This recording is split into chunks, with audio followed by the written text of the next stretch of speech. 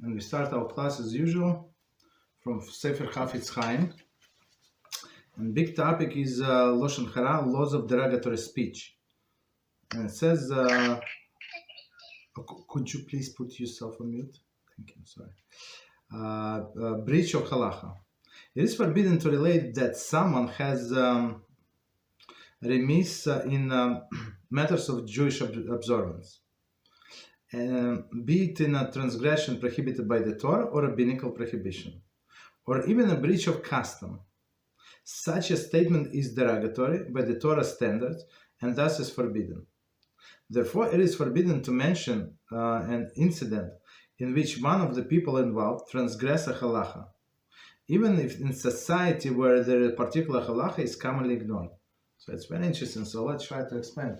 So we're talking about somebody said that and it was not for a constructive purpose. So if for example, you're trying to teach somebody and you give examples, don't be like that because, like in general statement, even though in your mind you're talking about a specific person, but you're given and that the listener does not know what you're talking about, there is no problem. But in general, if you say this, our friend, that our mutual friend, he does not put tefillin every day, let's say, right? So of course it's derogatory. Even